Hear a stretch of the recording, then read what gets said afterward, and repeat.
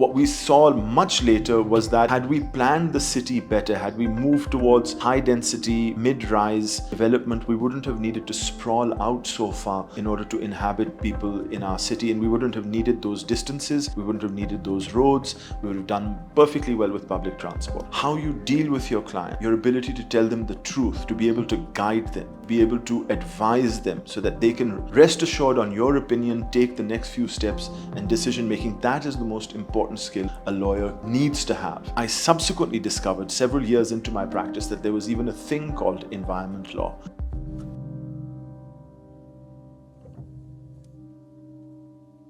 Hello and welcome to InferTalks, a podcast where we put you in the room with some of the biggest thought leaders from around the world. While you're with us on InferTalks, don't forget to check our micro explainers on YouTube, Instagram, and TikTok. And now in InferTalks, joining me today is Mr. Rafay Alam. Mr. Rafay Alam, who is an environment lawyer and climate activist. Welcome to InferTalks, sir. Thank you very much for having me. So you're absolutely right. Last year, most of the media was in fact consumed talking about domestic politics and millions of people that were affected by, floods across different parts of the country. Speaking in the same vein, then may I also ask you, you happen to be among very few lawyers who happen to show a lot of interest in issues like environment, who is also an activist. Do you think that concern is as widely shared in your lawyer community, with all due respect? Look, you go hunting for a banking lawyer in Lahore, you're going to, you're the dime a dozen. There are plenty banking lawyers and plenty tax lawyers in the city. And I decided some time ago that I would focus on something, I would specialize in something. And what was close to my heart at the time was the environment. And so I opted to focus and specialize in practice environment law. And, I do tell people it's no specific love for the environment, although I've grown to appreciate what I do far more than when I started doing it. But yeah, this particular stripe in me or sympathy for the environment and climate isn't necessarily shown by other lawyers. I mean, by and large, forgive me, lawyers aren't very nice people. You don't expect empathy from them at the best of times. So, but, speaking of, say, your own good self, your journey as a lawyer, did you start right from the get-go with issues related to environment? No. Or you started out... I spent many years, close to a decade, and I laughingly tell people, most of what I did was making rich people richer. Okay. And we did it pretty successfully. I worked for some very good law firms and some very large law firms, and we made a lot of people a lot of money. And so your area of specialization exactly was? I came from a background in corporate and commercial litigation. Did years of banking law, did years of transactional work, would be in the civil courts doing various sort of civil cases, property cases, transfer cases, what have you. Yeah. And it wasn't until 2005 or 6 when some development in the city of Lahore took the attention of civil society. This was the proposed widening of the Lahore Canal Road. And of course the consequent cutting of trees alongside it that spurred a lot of Lahoris who love their green cover into action, and I was one of them. But that was more to do with my great fondness for the history of Lahore. And I subsequently discovered several years into my practice that there was even a thing called environment law. It was purely by coincidence that I discovered that there was even an area of law that answered so many of the interests that I had as well. And then seeing that there were plenty of banking lawyers and tax lawyers in the city, I figured I'd specialize in this. And luckily there aren't very many environment lawyers. And so, not saying I'm very good, but I've had the opportunity by virtue of that to have had, if not a direct role, then certainly a front place seat in most of the environment concerns and issues in Pakistan over the last 15 years. So Mr. Rafay, who best then to ask than yourself when it comes to issues of environment? And since you've been through that curve already, I'm sure plenty of other lawyers who are pursuing areas of, either civil side or are, specializing in criminal cases, or just like yourself, as you did in your past, dealing with a lot of corporate litigation, etc. What would you advise such lawyers that, what is really in for them to sort of look over here and adopt an area of specialization like this? And why would it be indispensable for not just the city of Lahore, but for Pakistan to have more environment lawyers? As I keep on telling people, it's a growing field. Look, I think the best way to come prepared to the practice of environment law is actually to be a very good regulatory lawyer. Because right now, for example, I'm dealing with some tanneries in Kasur. So I've had to learn the tanning business, the chemicals involved, the processes involved, generally the export business, the regulatory framework. Some months ago, I was working on stone crushing in KPK, which involves the mining and quarrying of rock and then its crushing, which is a completely different regulatory mechanism. Different government players, different barriers to entry, different laws and regulations. And the same is true when you think about the cement industry. I've worked with the cement industry, completely different set of rules over there. When you deal with air pollution, completely different set of rules. So every time you deal with an issue in environment law, there is a whole regulatory framework that you're introduced to for the first time.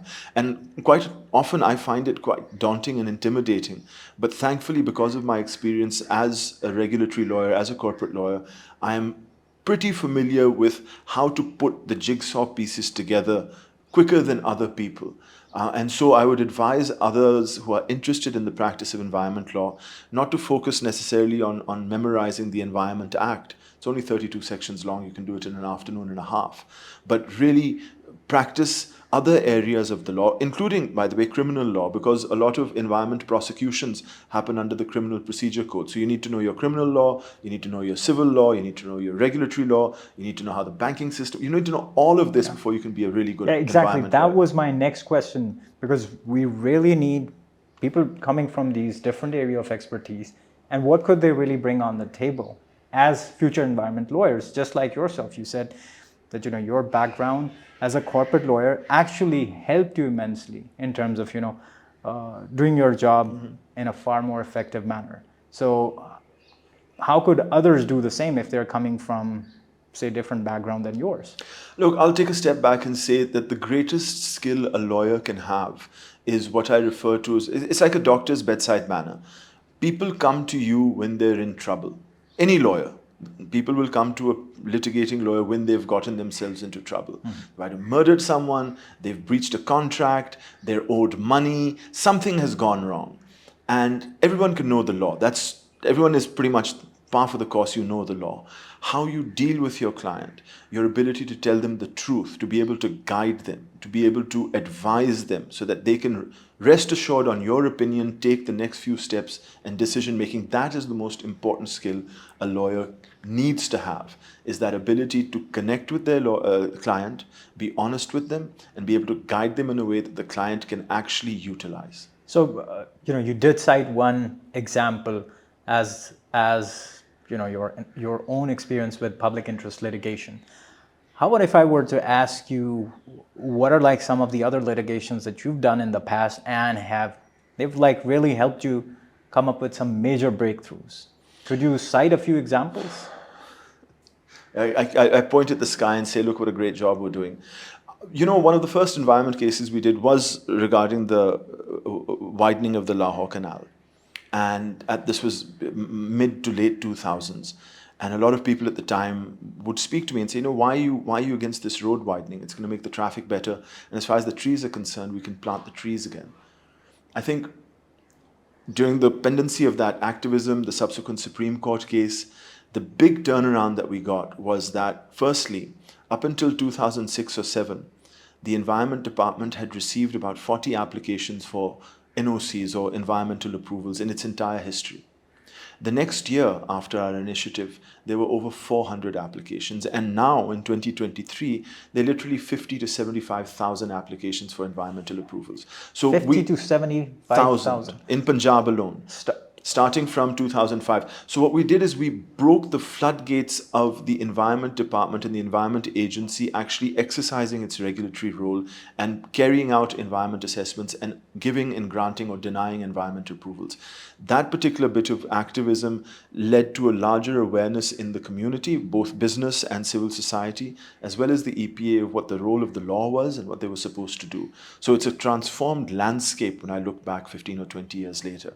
I'll also point out that although the road was widened, in you can say compensation for that, the Supreme Court allowed the road to be widened, but did direct the government of Punjab to pass legislation protecting the entirety of the green belt along the Lahore Canal as a heritage park, which was done by the Punjab Assembly with the Lahore Canal Heritage Park Act 2013. So there's an example of successful activism, from sitting at the press club and holding little protests to actually having the Punjab Assembly pass a law protecting the interests you sought to have protected. And so did the bureaucracy follow through with some of the promises or the legislation that was passed? Surprised to find that many people in the bureaucracy were on our side. Lots of people love the environment. Everyone wants clean air. They just don't know that they have the means, the instruments, and the law to be able to do so. They're so much path dependent on this idea of what development is, that it's, development is getting to your office 5 minutes quicker. No. When in fact you can do that and spare yourself some polluted air. When people can be explained that this is all possible, they're very much on your side. So was it very much out of political compulsions that the ruling elite was deciding to go ahead and widen the road, regardless of the cost that it would have on the environment? Was that the case? No. And this is something I learned certainly in retrospect, which was that the Lahore Canal services the Gulberg Central Business District and connects it to Thokar Niaz Beg, which up until 2004 and 5 had become the conduit to a number of housing societies that had been opened up on the sort of Thokar side. So what had happened is people had bought properties and files and started developing land over there, and the Lahore Canal was the only shortcut to those real estate investments. And so what we saw much later was that had we planned the city better, had we moved towards high density, mid-rise development, we wouldn't have needed to sprawl out so far in order to inhabit people in our city, and we wouldn't have needed those distances, we wouldn't have needed those roads, we would have done perfectly well with public transport. So when you speak of high rises and making a case against urban sprawls, I said high density, mid-rise. I didn't say high rise. Okay, high density, mid-rise. How could such a development model really look like without going towards an alternative as urban sprawl in a city like Lahore or say in a city like Karachi? Think of it. Look, when I was growing up and would be lucky enough to travel to Karachi, I remember it as a city of apartments. And when you look at Karachi now, most of the high-end development is all reclaimed land and it's the DHAs. I think that, let me give you a financial example. The city of Lahore, I think there's a map behind us, right now, I think takes up about 1,800 square kilometers and has a population, according to the last census, of about 12 million people. If we were to double the population of Lahore, as we're told that will happen in the next 15, 20 years, on the same housing template that we have now, the sort of DHA Beria Town template, the 4-canal, 3-canal house, you would need someone did this calculation, another 2,000 square kilometers of land to be able to inhabit such a city, if we follow this low density template. As opposed to having mid-rise high density. We're talking 4 or 5 floor apartments, not much different than the template you see in the walled city, by the way, or in Multan or in many of the ancient cities of South Asia. In such a template, you can double the population of Lahore in only 300 square kilometers. Now, 300 square kilometers versus 2,000 square kilometers. Where's that 2,000 square kilometers going to come from? It's going to come from land acquisition.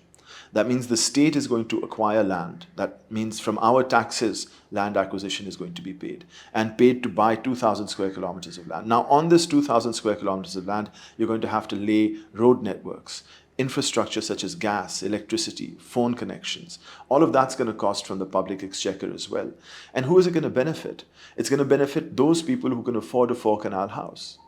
So you're taking for a very poor country and poor city, you're taking all of your resources to subsidize the living habits of an urban elite, when in fact you could spare yourself all those costs and double the population of the city in just 300 square kilometers and save yourself the acquisition money, the infrastructure money, and in fact improve things such as public transport, which thrive on high density and don't make any profit on low density.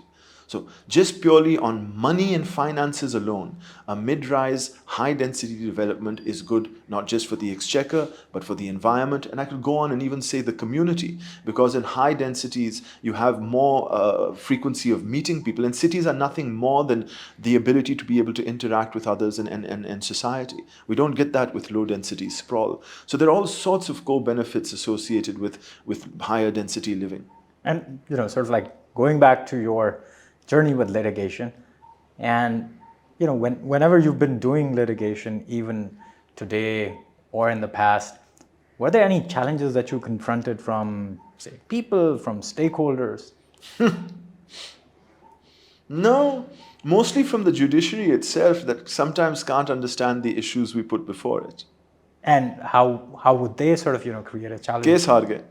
I remember once I'd filed this case. Was there a difficulty in sort of like interpreting or widely interpreting the law in interest of the public, or? I've taken cases to court and been thrown out on the grounds that I'm against development. Why are you against development, Rafi? Case dismissed. As simple as that. And that's the mindset of many of our judges, I'd have to say, in the judiciary. Yeah. Don't really appreciate the environmental devastation of the decisions that are being challenged before them. Any cases that come to mind that got knocked out like this? Yes, I did a case. Well, let me tell you, there was a case we filed regarding the approval of genetically modified organisms in Pakistan. Most of the Such as? BT cotton. Cotton in Pakistan is almost exclusively genetically modified. And when we'd filed that case, that wasn't the situation at the time. But genetic modification licenses were being granted by the government of Pakistan at the time, and we challenged them on a variety of grounds. And such as? Importantly, the Cartagena Protocol on Living Biological Organisms, which is the international law on GMOs, sets out a comprehensive framework of what's called risk assessment and risk mitigation whenever you introduce a GMO into a country, into the market, so to speak. So it starts from research and then it enters into the market. You need to have licenses to do the research, you need to have licenses to have field trials, and then once all approved, you do licenses for application in the market. Those risk assessments had not properly been conducted. Risk assessments such as what is the risk of what's called genetic erosion, or the fact that BT cotton can infiltrate into other varieties of cotton. How do you mitigate the risk from that?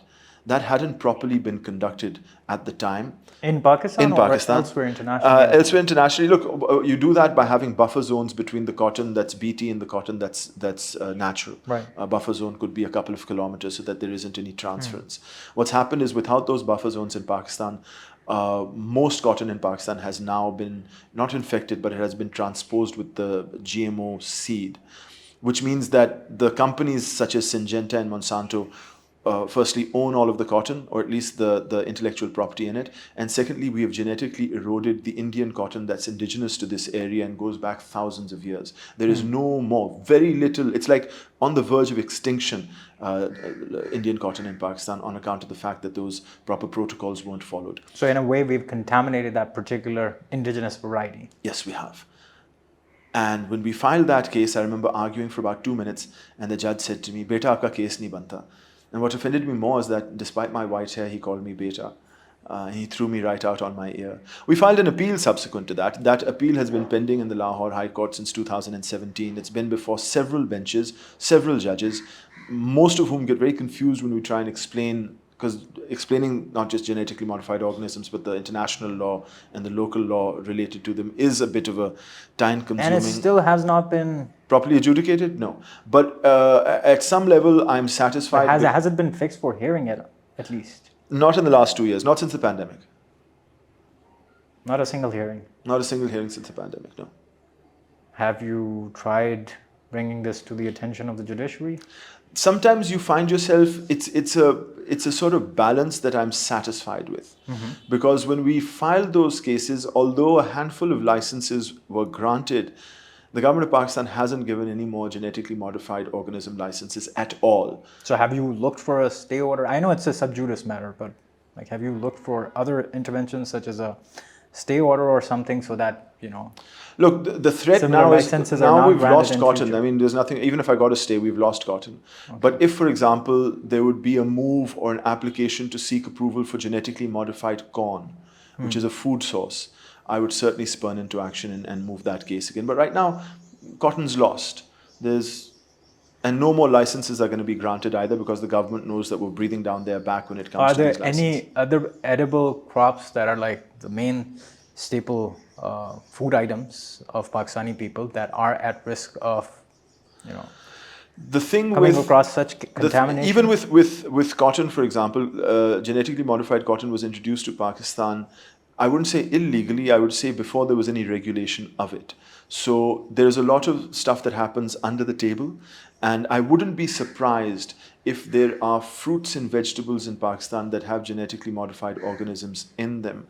It's just that they have not. They're just, you could say, black market products. They haven't even sought approval. And if that's the case, I've heard about things such as melons, specifically, and oranges being GMOs. And some people report back that they don't taste the same like they used to 10, 15 years ago. It's a lot more weak in taste. But other than these anecdotal stories that I've heard, I don't have any proof that there's anything in our food source. But if there were any such proof or if you were to come across any such proof, you will definitely litigate. Oh, cocked and ready. Yeah, there's a case pending in the High Court. I'd file an early hearing application along with a stay application. I'd be right there. Right. And so now, Mr. Alam, moving ahead with this, you definitely have a lot of experience, with litigation. How can an average person, not just, relying on lawyers, can they spring into action to carry out similar litigation by themselves? And would you advise for such initiatives, or do you think should people actually be relying on lawyers like yourself and others who take a lot of interest in environment-related issues? Because public interest litigation is a unique feature of South Asian the judicial system, and I think it comes from the fact that, particularly in Pakistan, we've had a weak parliament, and where our parliamentarians haven't been able to legislate to protect people's rights, the vacuum has been filled by a proactive judiciary.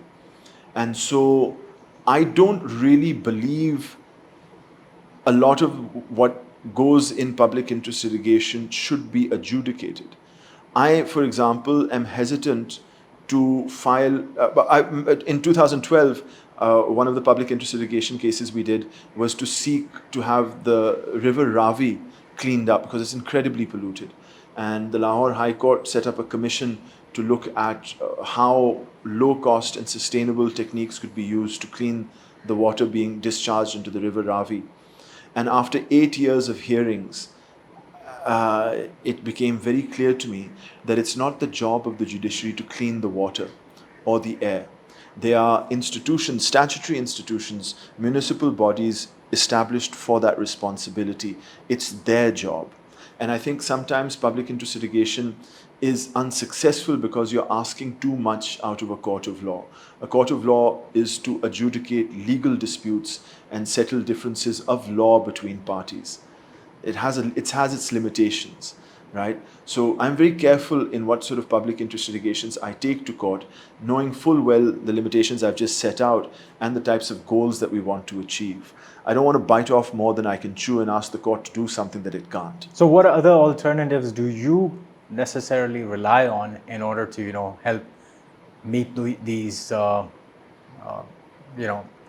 environmental goals or these altruistic goals that you are trying to achieve?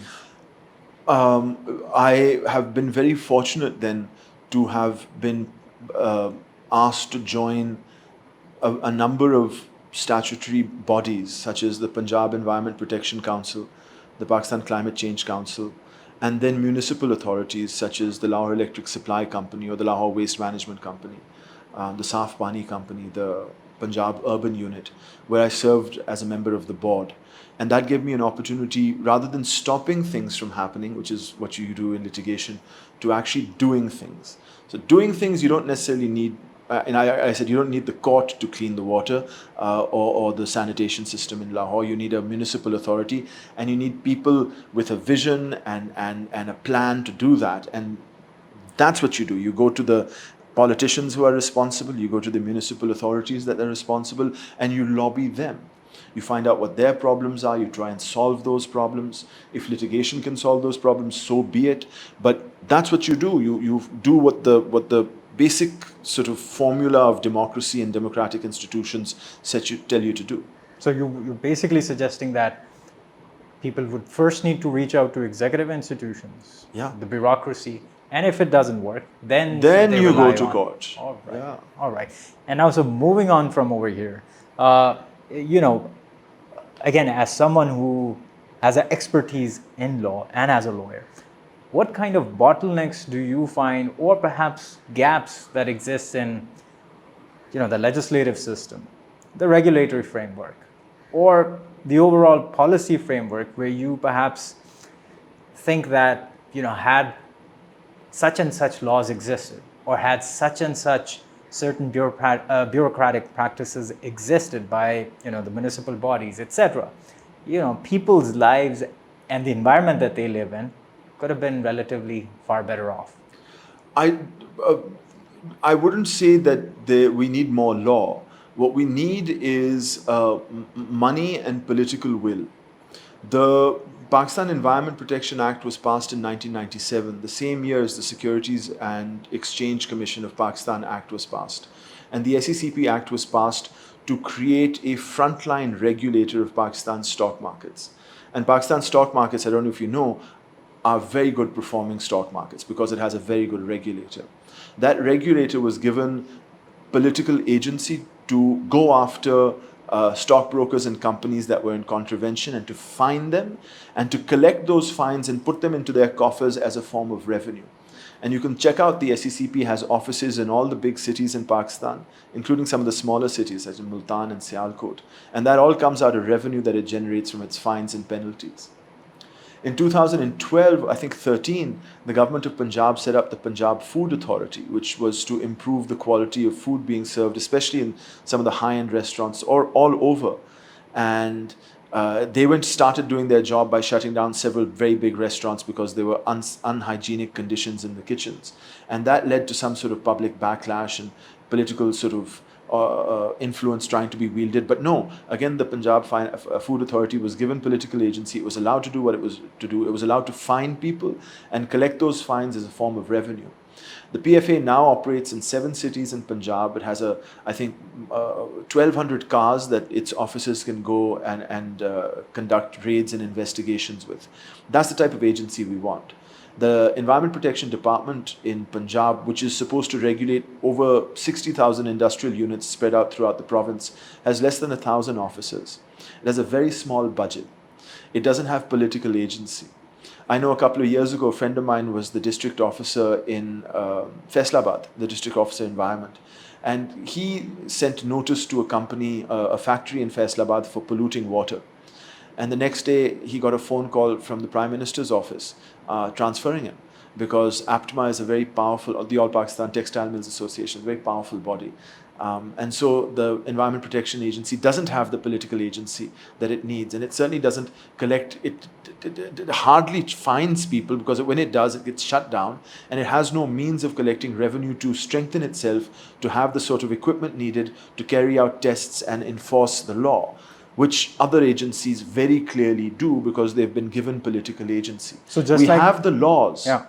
So just like Punjab Food Authority, what would you suggest that here are 1, 2, 3 things, or at least some 5 things that, the environmental counterparts, or the bureaucracy responsible for enforcing measures in terms of, protecting and preserving the environment should have to do their job without being influenced and kept insulated, from that political influence? What are those 5 things? One or two, to start off with, you need good leadership.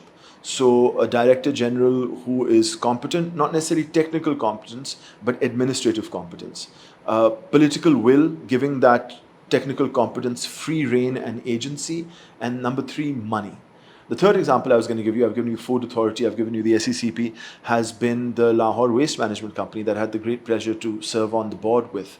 That was given political agency, it was given money, and for a few glorious years, it worked really well because it did its job. And people generally want cleanliness. They'll go out of their way to make sure that it happens. But you need to have that drive and will, and certainly the finances to be able to do so. And speaking of other projects within the city, like for example, the Ruda project that we had, apart from the economic and political insecurities, what are some of the factors that really prevent, from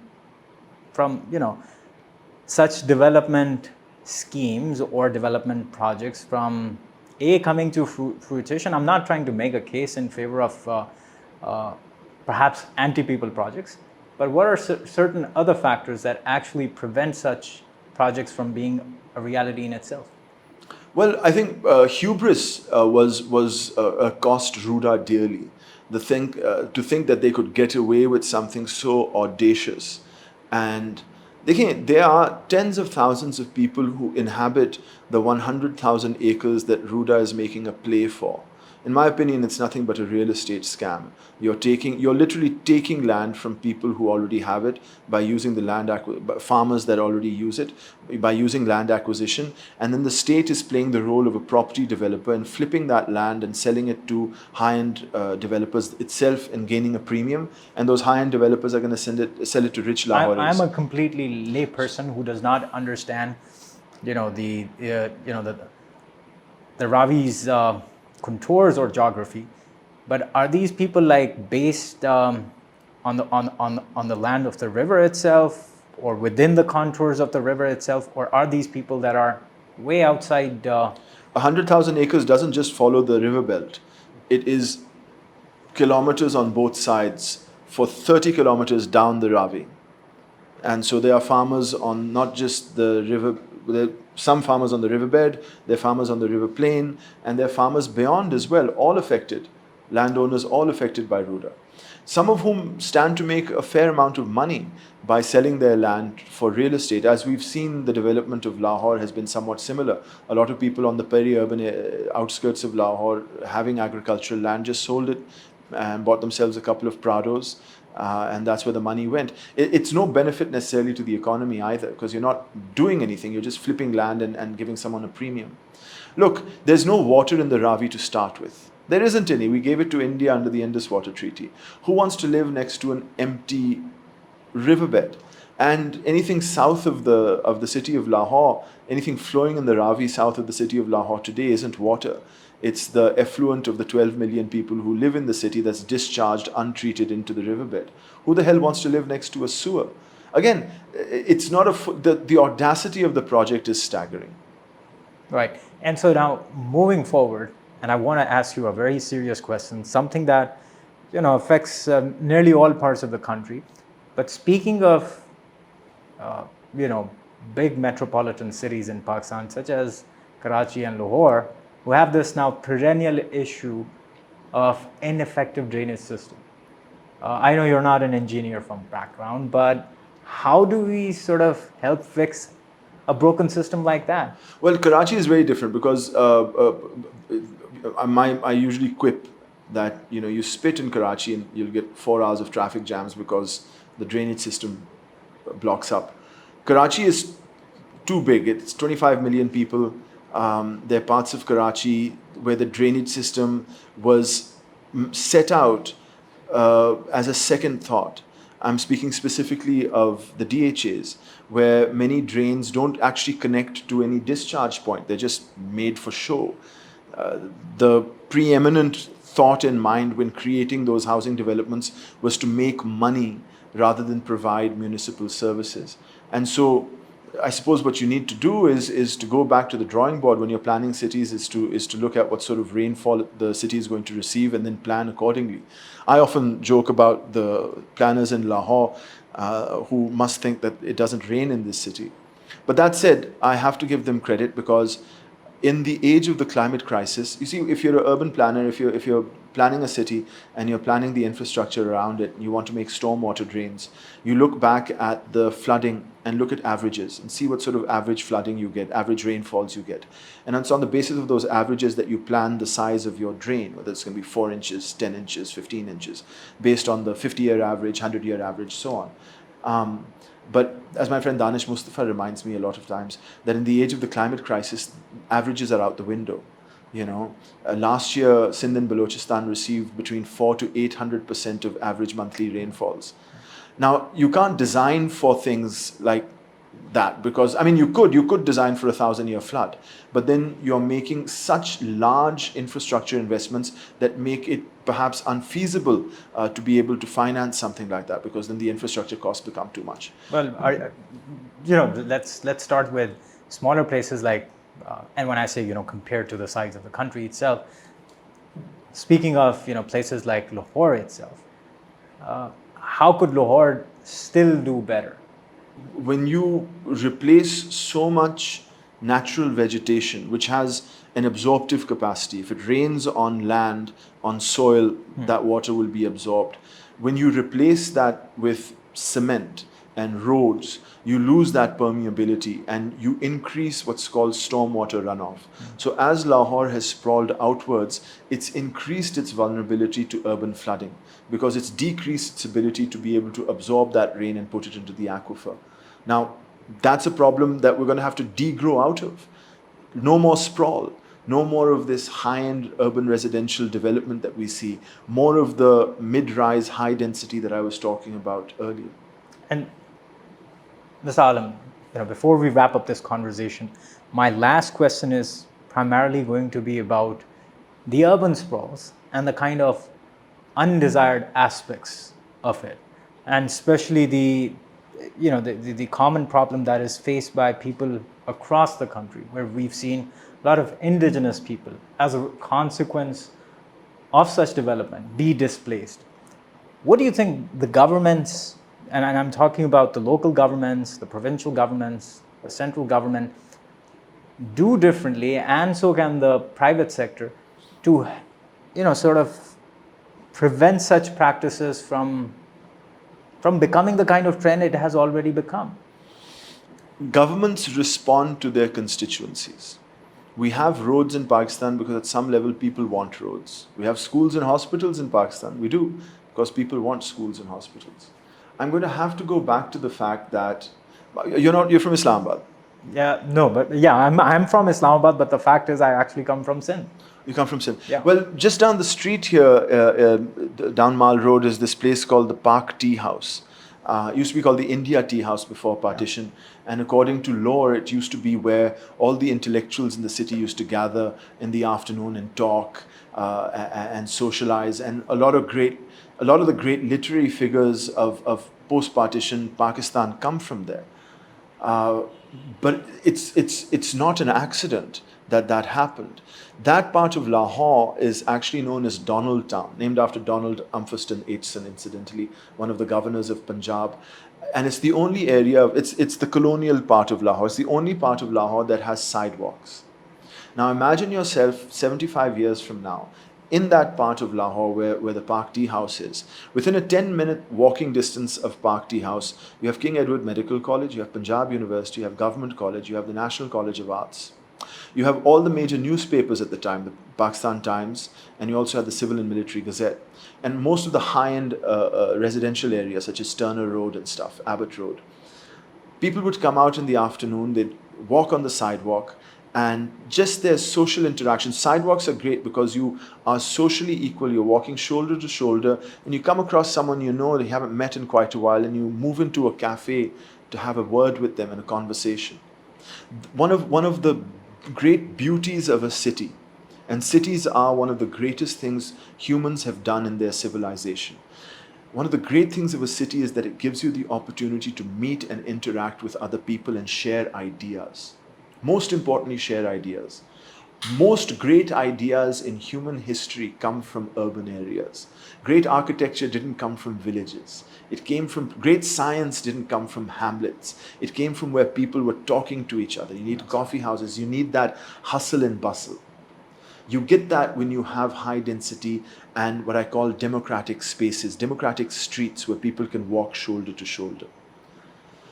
As an alternative to that, with the sprawl, what's happened since the automobile was invented is that the intersection is no longer a place where people meet. When was the last time you met someone idling your car on an intersection? In fact, someone poor and starving can come to your door in a car, stand 3 feet away from you in their suffering, and somehow in that automobile we seem different from them or displaced from them or not connected. And I assure you, if a starving child came into this room right now, it would break everyone in this room. We lose our empathy as human beings in a city that sprawls outwards, and it takes the essence of human civilization out of us. I go back to the fact that we need high density mid-rise cities so that we can regain that empathy amongst each other that makes us better human beings. And that, when we're better human beings, when we want a cleaner environment, will feed into that loop. Our politicians will know what they want, what we want, and they will deliver for us.